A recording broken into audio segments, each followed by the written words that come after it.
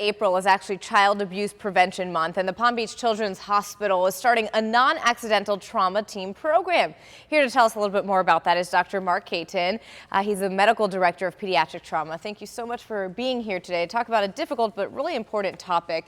Why don't you fill us in on what exactly it means when we say non-accidental trauma? Erica, that's a great question, and it's very important what we call something because it helps people to become more comfortable about talking about it. Medicine realized recently that we need to stop talking about cerebrovascular accidents and just call it what it is, a stroke.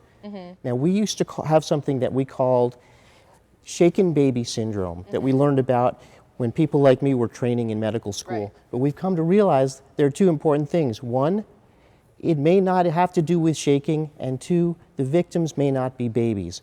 So the term started to be used, non-accidental trauma. It's a very formal and medical term.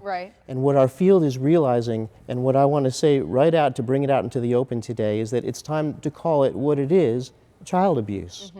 And there is more than one type of child abuse? Yes, we realize now that there are many ways that children in our country are victimized, both physically and emotionally.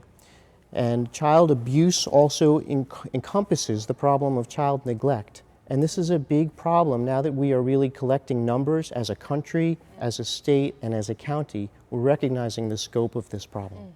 How can any of us help if we suspect child abuse in any situation? Well, the state of Florida, Department of Children and Families, has a hotline that's been set up and in place, 1-800-96-ABUSE.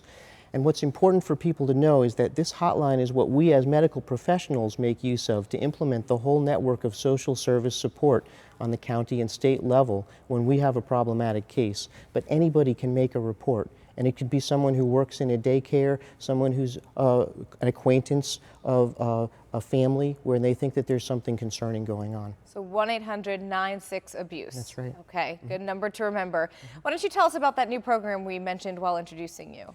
What we've recognized is, as a field, pediatric surgeons have come together and said that child abuse really requires the full-on resources of a major trauma center. It's not something to be looked at and dismissed on the basis of limited resources in a pediatrician's office or an urgent care center.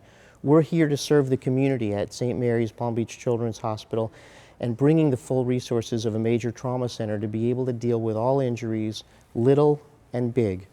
Dr. Kayton, thank you so much for your insight and expertise. We truly appreciate all you do for our children. Thank you.